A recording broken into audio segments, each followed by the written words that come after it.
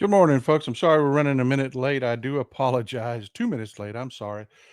Technical difficulties, but that's okay. We got it all straightened out. Got a great show for you today. We're going to talk about Mike Johnson. America, you in danger, girl. And we've got to talk about it. Mike Johnson is going to go up for a vote today to be Speaker of the House. We're also going to talk about Mike Cohen and what's happened with his testimony. It is getting interesting. So, without any further ado, please fill your coffee cups. I hope your coffee is as good as mine. Grab a pen and paper because I'd really like to have a discussion as we go through the show about your thoughts on the different issues. Pretty please put them in the comments. I want to hear them. Let's do this.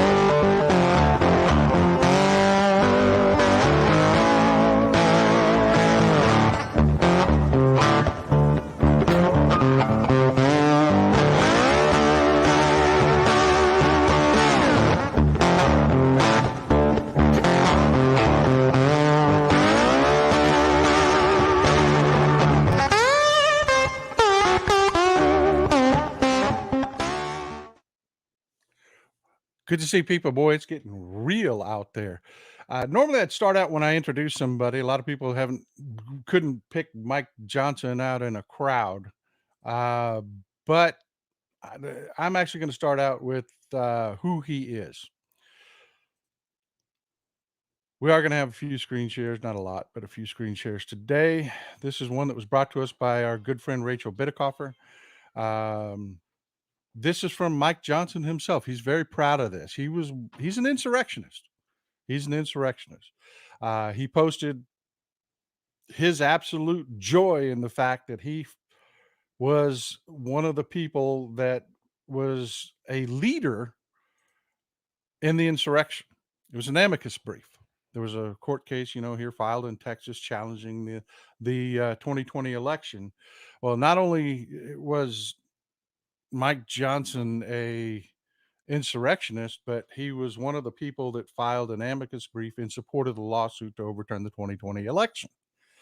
An amicus brief, based on the term amicus curiae, it literally is Latin. It literally translates to friend of the court.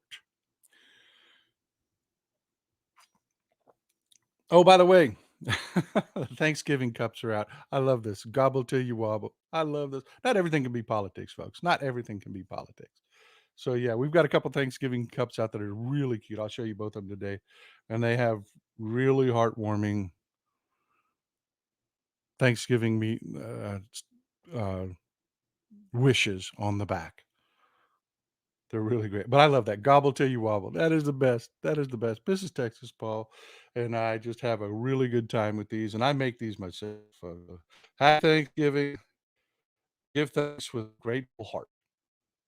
That is the reason for the season, folks. Forgive me for slipping into the mic. I apologize. Coffee's good this morning. Thanks for the support there, September Bosch. I appreciate you. I really do. Let's get back to Mike Johnson. Mike Johnson, you know, he's just dangerous. He's just dangerous. He's smug. He's arrogant. Here we have him at a press conference yesterday. Sherry Foster, thanks for the support. Boy, Congress is looking like something of a out of Halloween. So many says so many, but she means so many creepy boys out there. Ain't that the truth, Sherry? I appreciate you. But look, I just I want you to know for yourself. I want you to see for yourself who this guy is. We're gonna do another quick little screen share for you. It was from the press conference yesterday. It's from Mason. If you don't follow, I I'm telling you, folks, give Asin a follow. He is.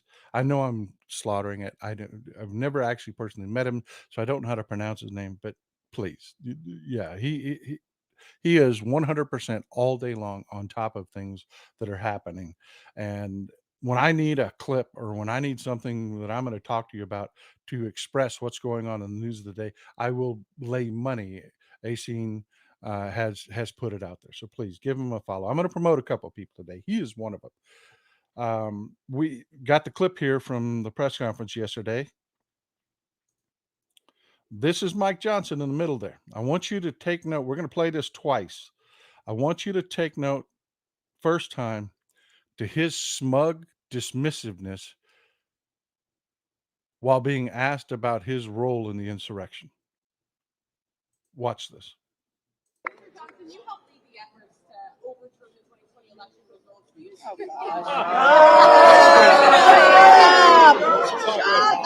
Next question. Next question.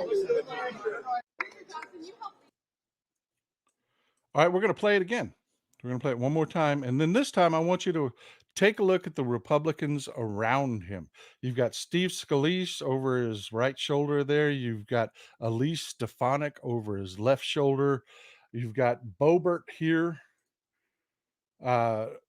standing right next to him, Bobo, Clanny Oakley.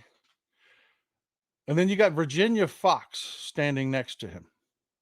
And a lot of people don't know who Virginia Fox is, but I'll introduce you to her in just a minute.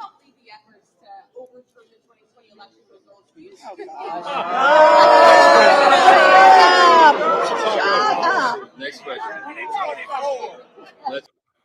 Yeah, that slimy underbridge troll there screaming "shut up" at that reporter who bravely asked Mike Johnson about his role in the insurrection. That's Virginia Fox. And most people don't know who Virginia Fox is because, like I said, she's just a little unknown underbridge troll screaming at a reporter to shut up. Could there be anything more Republican than this? Virginia Fox is the chair of the Education Committee, the Republican chair of the Education Committee, screaming at a reporter to shut up because she dared do her job and ask the insurrectionist Mike Johnson, hey, tell us about your role in the insurrection. I mean, he was proud enough to post on his own Twitter feed how proud he was. He was proud enough to sit there and show everybody the amicus brief that he pushed through in the Texas case. And folks, an amicus brief is, hold on. Oh, a little bit of a dry mouth, and the coffee is really good this morning. I don't know what's going on, but it is really good this morning. And please forgive. I'm looking at myself. I know I look scraggly. I'm normally clean shaven. I got a thing, and my granddaughter won't catch this. She watches my show, by the way. This is why I watch my language so much. Um, but she won't catch this one because she's in school. We've got a deal. She's thoroughly convinced that the reason she gets what she wants for Christmas is because her papa is in Santa's White Beard Club. And for her, goatees don't cut it. It's got to be a beard. If I don't, last year I was very late growing my beard and she busted me out for it. So yeah, for her to understand and believe that the reason Santa Claus brings her what she wants, that she truly wants for Christmas, is because her papa is good friends with Santa, and I let Santa know what she wants. So yeah, so you got to put up with this scraggly, ugly face for a little while until I get the Christmas beard on. It's the holidays, folks. It's the holidays. It's time for happiness and joy. It is. Now back to the misery in politics. Oh my God. Oh my God. Um, Mike Johnson. He's just the worst. He is the worst. He voted to steal the 2020 election. I mean, he was not only did he file an amicus brief, and I need you to understand the consequences of that, okay? Not everybody's a freaking lawyer, or you probably heard the term amicus brief before. What it is when there's a case going before, in this case, the Supreme Court, you will get outside interests that will file briefs about that case for the judges. They will argue either the merits or the problems with a case. A lot of times, what it's about, it's a political move. If you've got a judge that's wavering, that's normally on your side politically, but he's wavering, you file an amicus brief showing them, hey, this organization and all their followers, they really believe this. So yeah, you're cool. Do what you want to do. I mean, that's a big part of filing amicus briefs, and that's exactly what that was about.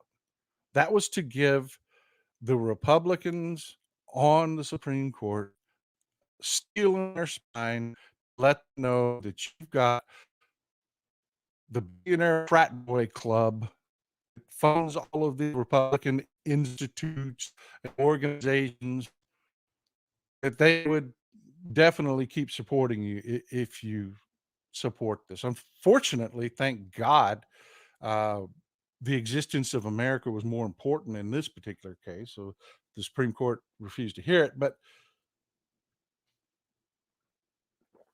you get it. You get what I'm saying there. It's a big deal to file an amicus brief, and he was extremely proud of it. He voted not to certify. He was one of the people that tried to steal the election from Joe Biden with his vote. He's openly said he wants to ban abortion nationwide. Remember, oh, well, it's a states issue. It's a states issue. The different people feel differently. We need to let the states do it. Remember what the Republicans used to say all the damn time? Yeah. Well, Mike Johnson is really, really open about the fact that no, he really is okay with a nationwide ban on abortion. I mean, they want to take us back to being like a Christo-fascist Islamic state where women shut the hell up and do what they're told. And he's open about it, folks. He's very, very open about it. He opposed the legalization of same-sex marriage. He thinks gay people need to get back in the closet. He's very open about his disdain for the LGBTQ plus community. So if elected, or I should say when elected, because I firmly believe the vote that's about to be held, he will be confirmed by the Republicans, and I'll talk more about that in a minute. You're going to see trans hate bills. You're going to see LGBTQ plus hate bills. It's going to be everything you hate about it. He supported Trump's Muslim ban. He supports Trump's, Trump just yesterday, or pardon me, day before yesterday, had a press conference where he said, if you want to immigrate to this country, we're going to have a religious test for you. That's Mike Johnson. That is Mike Johnson. Mike Johnson absolutely believes that. He believes that anybody that comes into this country should have to pass not just a civics exam, but they should only be people that are of his religion. And he's cool with that.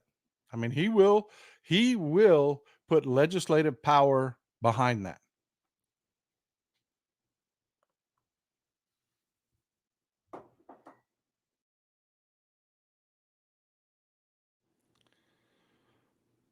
I mean, he will. That's who he is. He is Marcus T. Great statement. You always make great statements, Marcus. I'm so glad you're always here. One of my favorite potheads. I love you all, but Marcus here always has great statements. White Christian nationalist. That's exactly what Mike Johnson is. He is a white Christian nationalist. I wish there was another way to spin it, but I can't. He is very much pro war on drugs. He is. He is Marjorie Trader Greene's hidden penis. That's what he is. He is Marjorie Trader Green's taped back penis.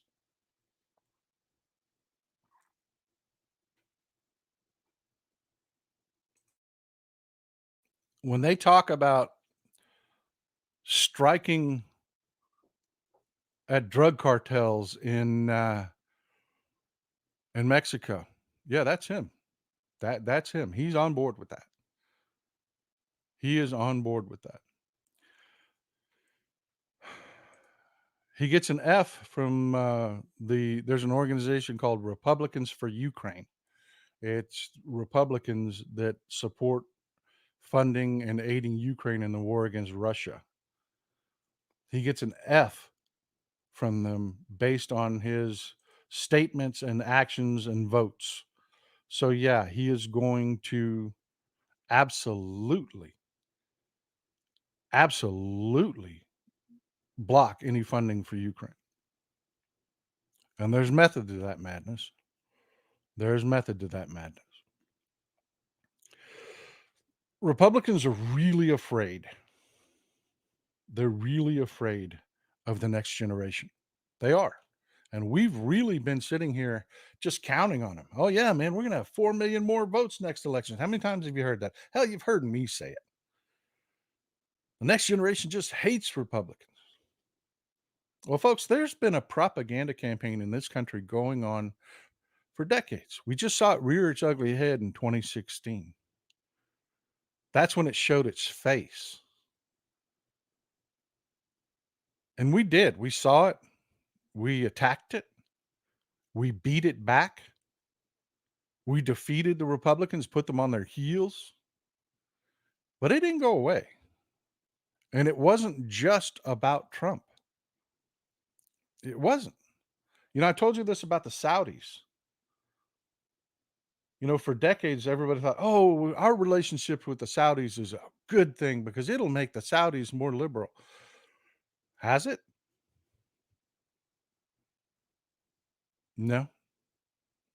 No. Have we made an inch of difference in Iran? No, not at all. They just spent all this year beating women to death for daring to show their hair. That's not hyperbole. But they have been fighting to affect our next generation. They have been planning. You know, they knew they were coming. It wasn't a surprise, any more of a surprise to them than it was a surprise to us. They knew this next generation was coming. Need another sip of coffee. Hold on.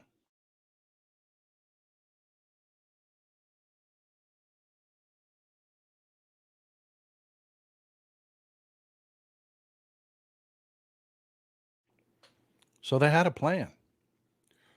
They had a plan for it. They weren't just going to roll over and lose.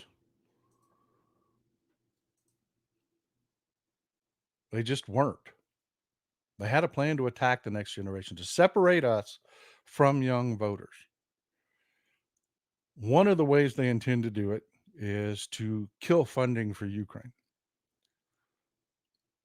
If they kill funding for Ukraine, that doesn't change the fact that Russia can't be allowed to win in Ukraine. They want to help Russia. They do. They want to help Russia. But they also know politically we can't allow Russia to win. And they know what we'll do to make that happen. So if the funding for Ukraine dries up, I've already told you what the next step is. That doesn't hobble President Biden. He can still support Ukraine. But the problem is he has to, at that point, instead of doing the brilliant thing that we're doing now, the brilliant thing that President Biden is doing now, which is to fund Ukraine, to arm Ukraine, to help our allies fund and arm Ukraine.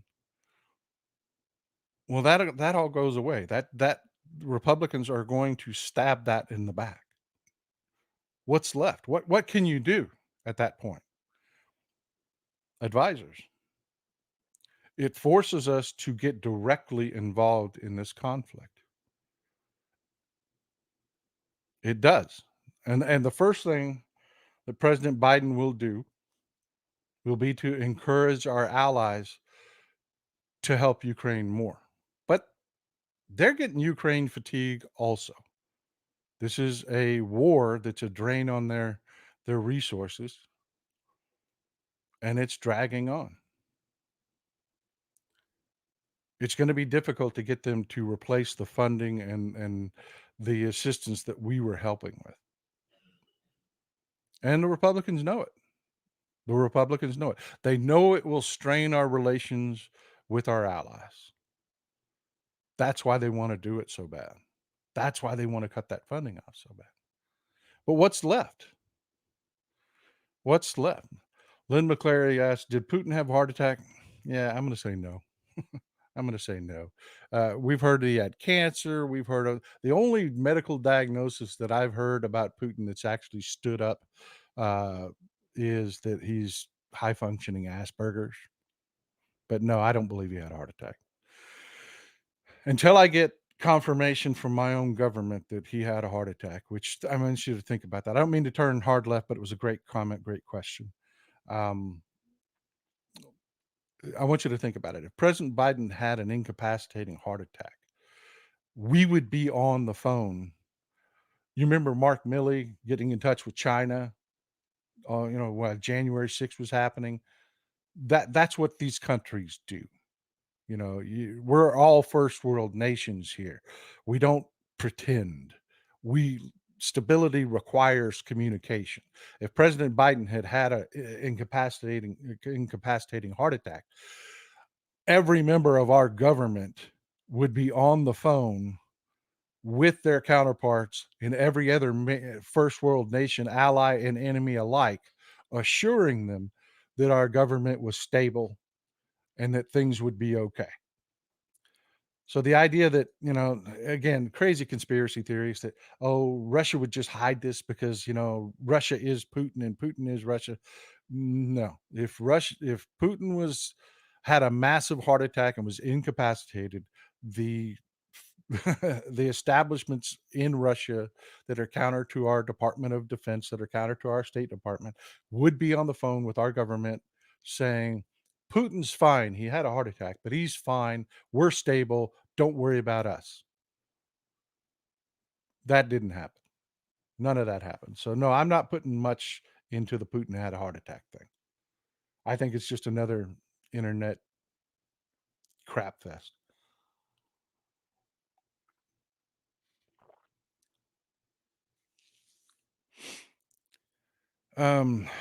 Yeah, here's another one. Nothing against Jay. I appreciate you putting it out there. That's another one that goes around. They say Putin has Parkinson's. They say, oh, he doesn't move his right arm when he walks, therefore he's got some incapacity. No, the KGB trains its people to do that. They don't sway their arm when they walk. They keep their hand directly over where their gun is. That's part of KGB training. And Putin was a KGB operative. There's a lot of medical diagnoses out there. None of them have held up. God, I hope he had a heart attack. Don't get me wrong, but I don't believe he did. Okay, back to what we were talking about with Mike Johnson, because this is important, folks. I mean, this really is important. And I want to shout out real quick to the reporter that Rachel Scott had the stones to actually ask him. Nobody else is asking him. The corporate media is doing the same crap that they normally do. She's an ABC reporter. This is her Twitter feed. She's not on Threads yet. Give her a follow, folks. She does, she's actually a reporter. Good. You can see right there. I'm already following her. She's also on Instagram. Unfortunately, she is not on Threads yet. I blame Threads for that because Threads is dragging its feet so badly and getting caught up with the rest of these platforms. It's like they're taking us for granted. But this is her Instagram. It's Rachel Scott. So give her a follow, folks. She really does actually do her damn job. But now that we've talked about what Mike Johnson is,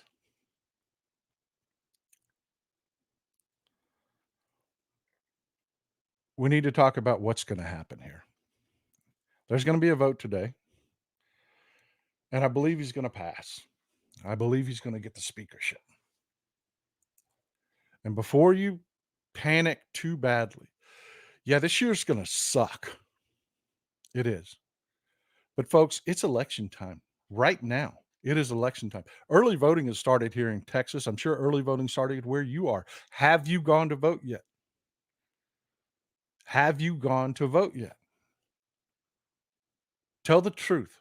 Tell the truth in comments. Have you gone to vote yet? I'm going to tell you the truth.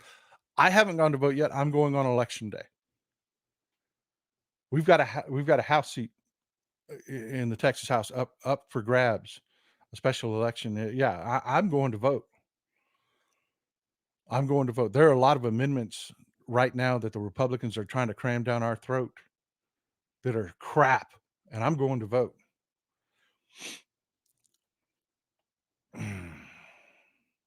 I didn't know us is spelled U.S. till Trump told us. I'm not exactly sure what that means, but I think I do. Yeah, it's not for everybody; it's for them. Is basically what you're saying there. Catherine I kill your name every time. I'm so sorry. Sophicatus. I'm thinking that's right. Sophicatus. Catherine Sophicatus. Again, a lot of comments. Great comments. I appreciate you being here. Pay attention to local elections, especially school boards. Those elections are going on right now where you're at. They are. They're going right now where you're at. Coolant Cohen says Cohen lied and I didn't get a jury, blah, blah, blah, blah, blah. Yeah, we're going to talk about Cohen in just a minute. But I want to finish talking about Mike Johnson.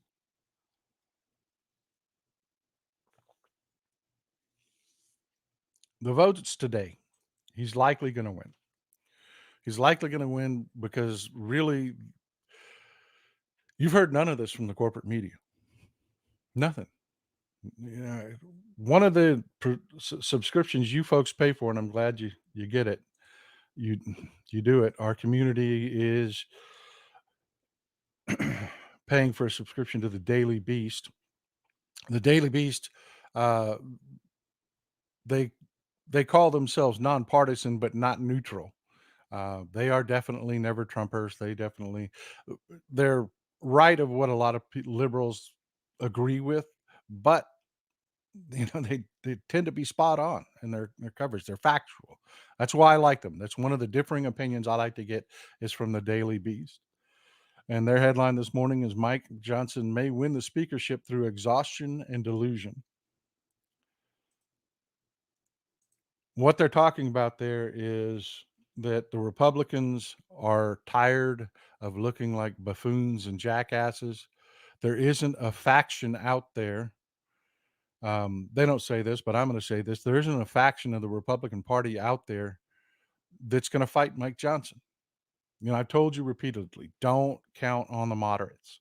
Don't count on the moderates. Bold things are not what moderates do by definition. You've got Scalise, you've got McCarthy, you've got all of that faction that are absolutely backing Mike Johnson.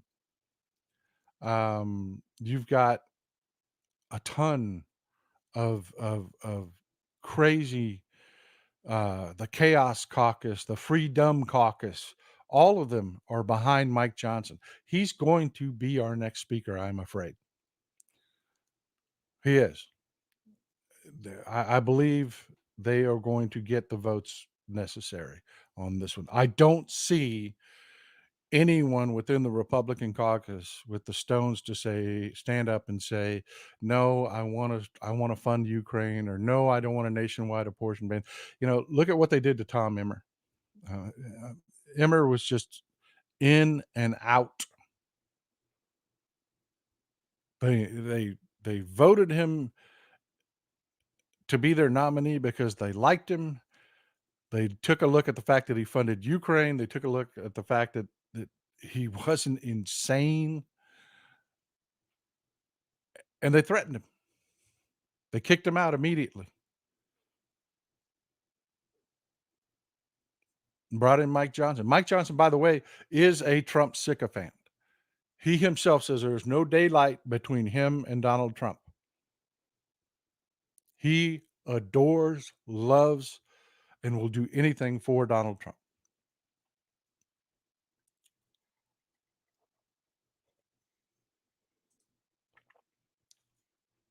Kissy Cat says Emmer voted for gay marriage. He was done. Yep. He did not vote for insane things, and the Republicans yanked him out immediately. Donald Trump tried to claim credit for it. After it came out that Emmer was kicked out, Donald Trump ran to a microphone and said, "Yeah, I told everybody to do that. I told everybody to do that. That's why they did it." And yeah, that was a lot. But still, Mike Johnson is a Trump sycophant, and he is likely going to be our next speaker. But we've beaten them back before. We will beat them back again. We were lazy and didn't show up in the midterms. That's why we're here. Not because of their strength. It's because we had a big victory in 20 and then stayed home in 22. We did it again in Louisiana. We just had a radical idiot Republican elected governor in Louisiana, a guy by the name of Jeff Landry. We had John Bel Edwards, but hell, we didn't show up for the guy. We just stayed home. We've got an election going on right now. You're going to stay home for that too? That's your school boards. That's all that craziness. The Republicans, I guarantee you, these radical groups, the Karens out there that are pushing this crazy Christo-fascist, it's just ideological crap, are pushing it through right now. They're voting on it right now. Is your voter registration up to date?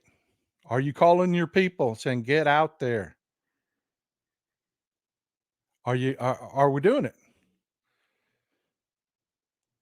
Are we doing it? That's how we're going to survive this, folks. It's going to be a year of hell going into the next election. It is. It's going to be a year of hell. We're going to have to fight some really crappy bills, and they're going to do some damage. They are. But folks, that's just got to be your motivation to get to work.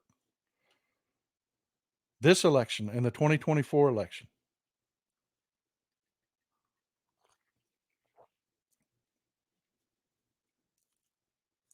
We also have some news coming out of New York. Letitia James just made her first big mistake. She put Michael Cohen on the stand. I don't know why. His testimony wasn't necessary. And the big testimony that came out yesterday was that Michael Cohen said, yeah, Donald Trump would come tell us that, well, my properties are valued at $4.5 billion, and I don't like that. I think that they should be valued at $6 billion. Go make it happen. And that they would go back and they would revalue all his properties until it came up to the number that made Donald Trump happy. That was the big revelation yesterday from Michael Cohen.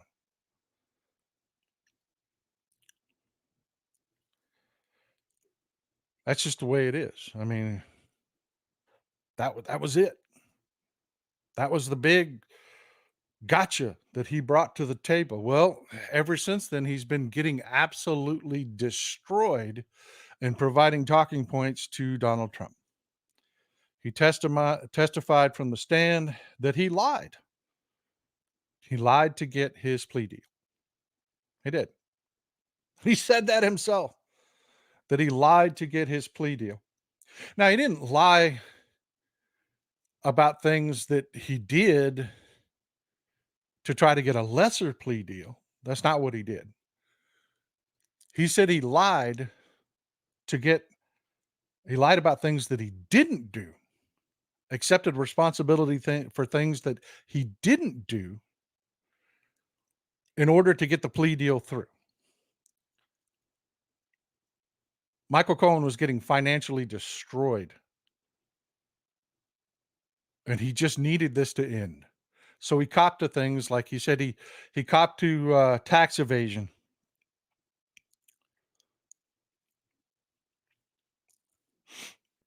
Let me tell you, Bonnie said Michigan turned blue. I'm not exactly sure what she's talking about yet. I know Michigan turned blue. It's been, the Republicans in Michigan have been utterly destroying themselves, both financially and politically.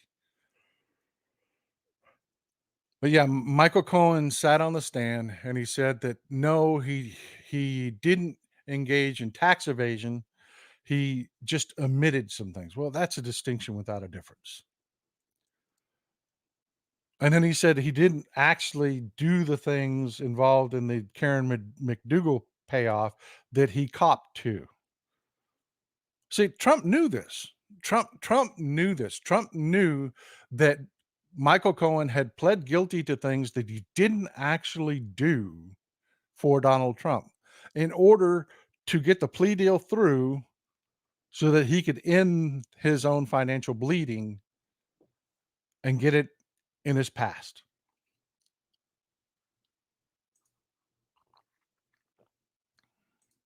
And yeah, Terry Frummy makes a great point here. They threatened his wife with prosecution if he didn't. I don't blame him either. I don't. I don't blame him. I would have done the same damn thing to protect my family. I would have caught in his situation. I would have copped to whatever the prosecution wanted just to get it behind me. If I had a deal on the table like he did that was acceptable enough, he could do the time, pay the fines, he copped to it. But the problem is he stood up in court and lied to the judge in his elocution. He said, I did this, I did that, I did this, I did that, and I'm real sorry. Under oath. And Elena Haba, the slowest, dumbest, drooling idiot lawyer, is blowing holes in Michael Cohen right now and got him to admit on the stand that he lied under oath. That was not worth the testimony that he gave yesterday. This is Letitia James' first huge mistake. She should not have done this. She shouldn't. Michael Cohen's testimony that Trump lied on the valuation of his property did not rely on Michael Cohen's testimony. It just didn't. This was a mistake.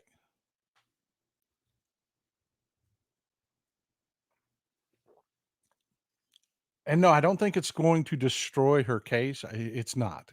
It's a blip on the radar. As far as the case is concerned, it's a wash. But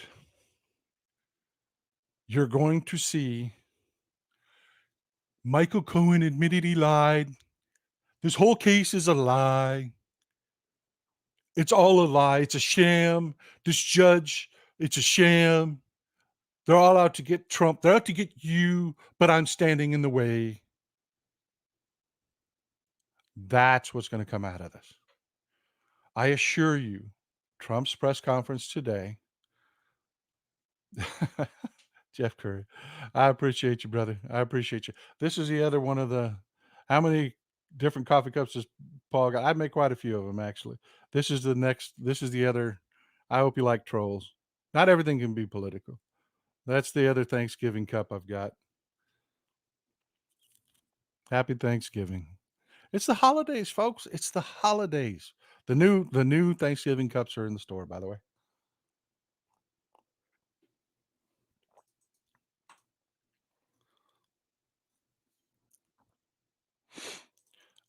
Jay, I appreciate it, but no, Michael didn't say what Trump's lawyers told him to say. No, he's got a bit of an ego. He does. He's been wanting his forum to proclaim his innocence. He knew he copped to things that he didn't do. And he wanted to tell the world, and this was his chance to do it.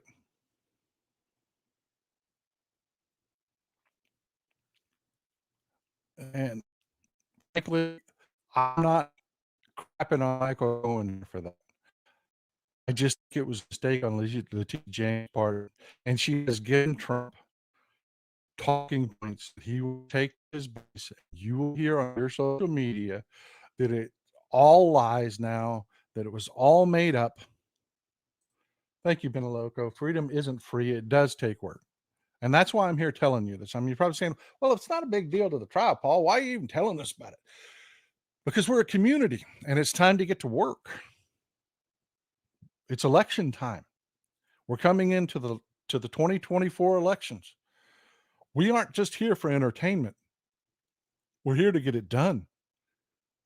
We're here to keep the Republicans on their heels. We're here to knock them to the damn ground.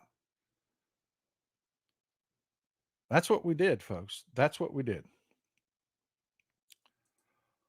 And the last part I want to talk about, because I saw, a stupid comment in the comments, and it was about Israel. And I promise you, I'm not going to go more than 5 minutes on this. I know everybody's got fatigue talking about this. I want to talk to you about terrorist math. And it starts with this nonsense talking point that Israel's, and you've heard this. And what I'm telling you is there has been propaganda aimed at the younger folks for decades now.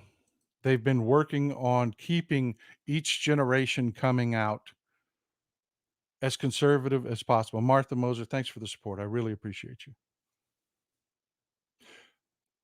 On the October massacre that just happened a few weeks ago in Israel, trolls activated with it. That's how we know Russia was involved. Their troll farms immediately activated on social media. You saw it. It went insane. And they didn't just activate with talking points from the day. They activated with talking points that they have been fomenting within social media for a very long time. For a very long time. One of the talking points is Israel has been committing genocide, pardon me, in Gaza. No, they haven't. No, they haven't. Folks, I want to assure you, Israel has an incredibly capable military.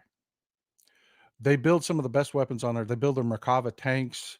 You remember Uzis? Remember the Galil? They build exceptional weapons in Israel, and people all around the world buy them. If Israel wanted to commit genocide against the Palestinian people, it would take 2 days. They could kill every man, woman, child, dog, cat, rat, every living thing. They could do it in 2 days. That includes mop up. So this notion that somehow Israel has been wanting to commit genocide against the Palestinian people just can't seem to get it done is nonsense. It's pure nonsense. But it's a talking point you're hearing out of the young. I want to show you something that's a little troubling. It's not violence or anything like that, but it is still just a little troubling. I shared this on social media yesterday. I want you to watch this. Make fucking use of that body. Well, of posters of kidnapped people by terrorists. Yeah, there's also a lot of people. If you don't have human life, you don't love human life, you can smile also. Yeah, you can smile. I do love human.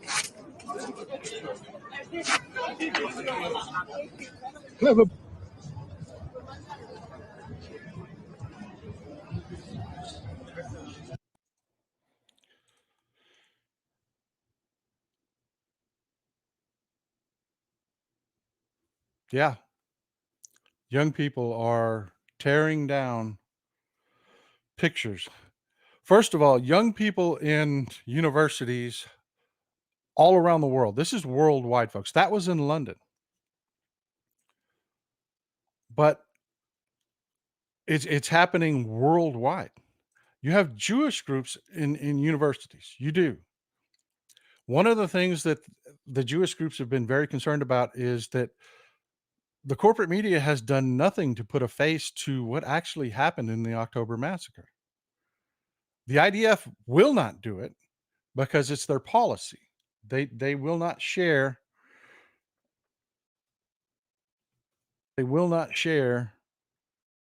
atrocities because that helps Hamas.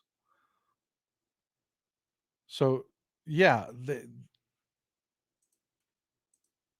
the Jewish people are very frustrated right now. The people that I know that are friends of mine that are Jewish are very frustrated right now because it's very one-sided coverage in the media. All you hear about is attacks in Gaza. And unfortunately, you're just not getting a lot of straight information. You're just not. You know, we had a summit that was there to help the Palestinian people get blown up because of the coverage from the Al Ali bombing. And all of that coverage from the corporate media came from Hamas. All the sourcing came from Hamas. And we finally see news sources. I put a post up yesterday from the BBC. The BBC finally attributed their source to the Hamas run Ministry of Health. Instead of saying the Gaza Ministry of Health or Palestinian Ministry of Health, they finally acknowledged that yes, Hamas runs the Ministry of Health. So all of those figures that you've been getting are insane. They're from a terrorist organization. And folks, it's been going on for a long time. Amnesty International, that accuses Israel of genocide, is using Hamas as their source. That's insane. That is insane.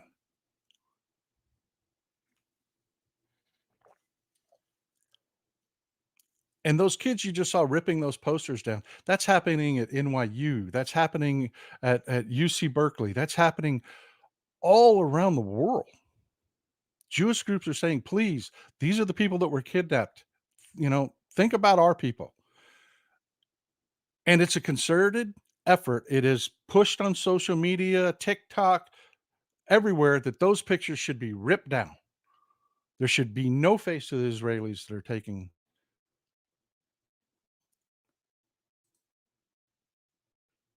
And it's propaganda, folks. It is because they know the next generation has been coming out strong Democrat. They're using this to try to separate the next generation from us. And Amy Mickinson, I appreciate that. I vote for peace. Everybody wants peace, but I just want to leave you with this one thing, this one thought. Terrorist math. Terrorist math, an example of it. Hamas puts a rocket launcher in a child's home. They use that rocket launcher to fire at Israeli children. They fire rockets at Israeli children. The IDF destroys the rocket launcher to protect their children. The corporate media, everybody takes Hamas's story behind that the IDF killed the children around that rocket launcher. No, Hamas killed the children around that rocket launcher. But terrorist math, they attribute that to the Israelis. The IDF didn't put those children around a rocket launcher. They just defended their own children. Hamas killed those children. And Hamas gives you BS figures. It took Israel 2 weeks to come up with the actual casualties from the October massacre. Hamas puts them out in under 2 hours.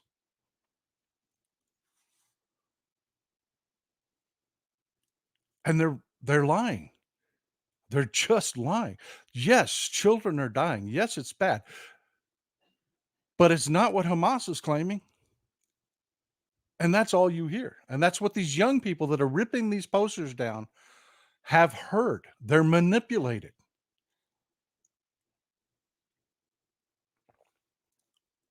Now let's talk about stupid math. We talked about terrorist math. Let's talk about stupid math. I want peace. You want peace. But here is stupid math. Stupid math is Hamas puts a rocket launcher in a child's home. They fire rockets from that rocket launcher into Israel. The IDF does nothing. They try to use their Iron Dome, but rockets still slip through. Israelis and Israeli children die. The IDF in Israel does nothing, which is what people want right now today in their stupid math. Hamas doesn't stop. They keep firing. They do it again and again and again. And Israeli children die. And Israel spends an absolute fortune trying to maintain their Iron Dome and gets broken financially because of it. That's stupid math. That's stupid math. That is what you're hearing today.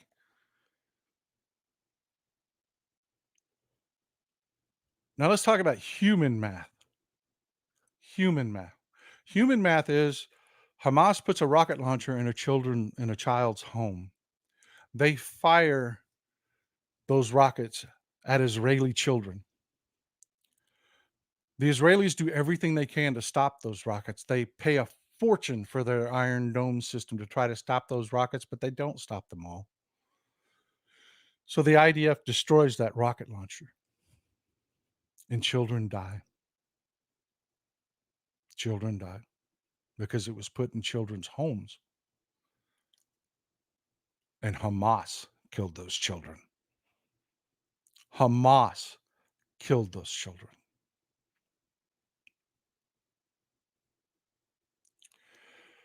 And I respect, like Glenda Marley here says, unacceptable that any children are dying. And I agree with you. So let's talk about that. What stops these children from dying?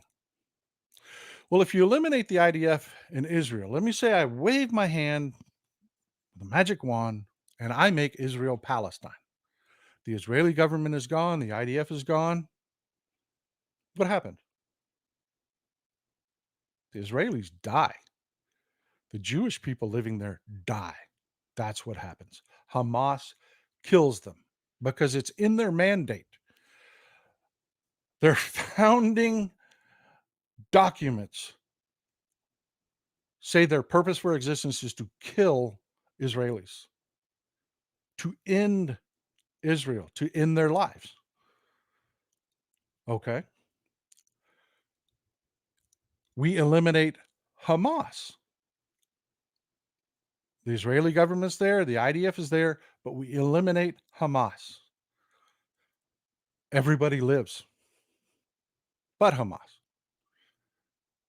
No more kids die. No more Israeli kids die. No more Palestinian kids die.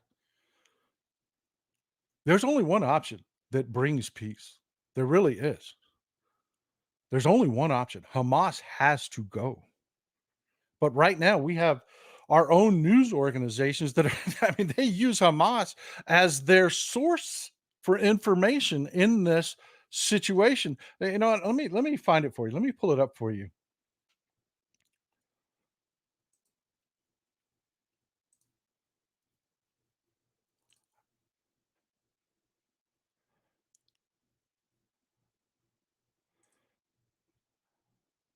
Let me share this with you. I just posted this, posted on Twitter and Threads. BBC, one of the first actual news organizations in the world to source it like this. Hamas run health ministry says Israeli strikes kill 700 Gazans. Really? Because what Hamas is telling you is they're just carpet bombing. They aren't. They aren't. The ground invasion hasn't even happened. It's been 2 weeks, and Israel has not invaded Gaza. That hasn't happened. They're still sitting there. But Hamas tells you they're carpet bombing Gaza when you can see with your own eyes they're not. They're destroying missile launcher sites.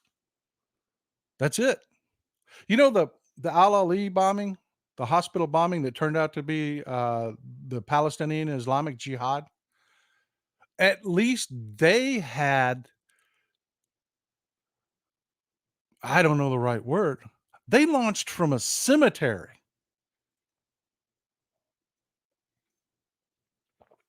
That launch that ended up with the rocket landing in the parking lot at the Al Ali bombing, they launched from a cemetery, not in the middle of an apartment building.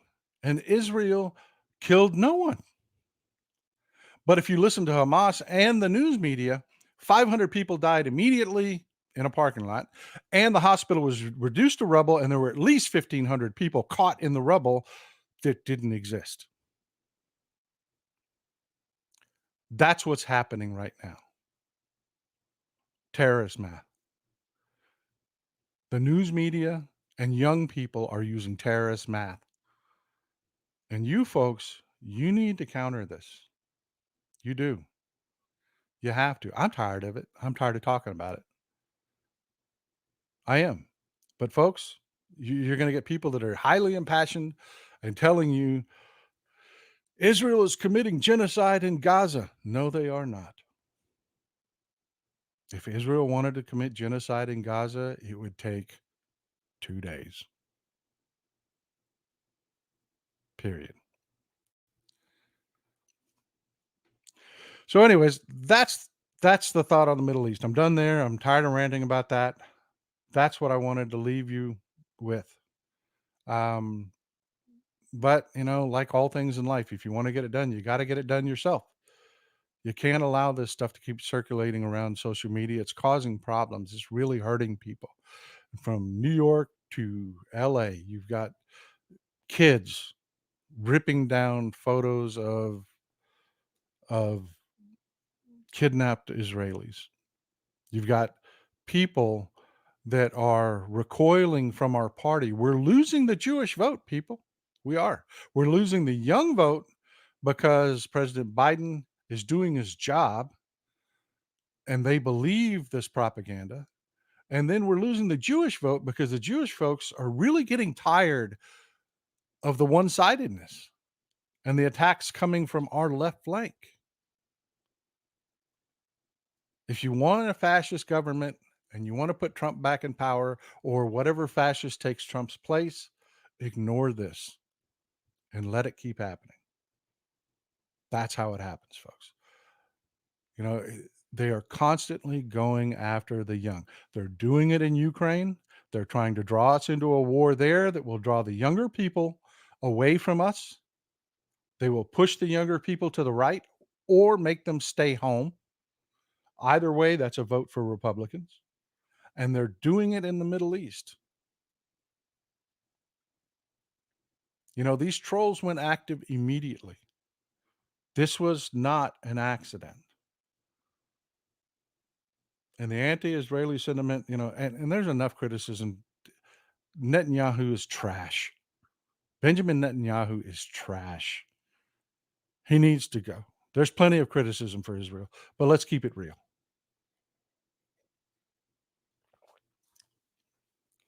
And if you think it's not effective, folks, we just lost 300 people in the audience just for me speaking the truth. It's effective. A quarter of our audience just went away. This is effective and it's emotional and people are really, really emotional right now. And yes, Med USA, yeah, or is it Medusa? None of this is random. It is really planned. Politics is war, and they're engaging in the psyops of war. Well, folks, it's after 11. We've got House coming up today. We've got Tony Michaels coming up today. I want you to enjoy the rest of the shows. Thank you for being here. I promise Friday's show will be at least 10, 15 minutes of roundtable. I apologize that we didn't have the roundtable today. Go to the Texas Paul store. We've got some new Thanksgiving cups up. Handmade by me. I love this one. I love trolls. Happy Thanksgiving. It's the holidays, folks. It's the holidays. Try to do something fun. Try to embrace it. Dig some stuff out and look at the holiday stuff that makes you happy. I want you to have a great day. Old Texas Paul out.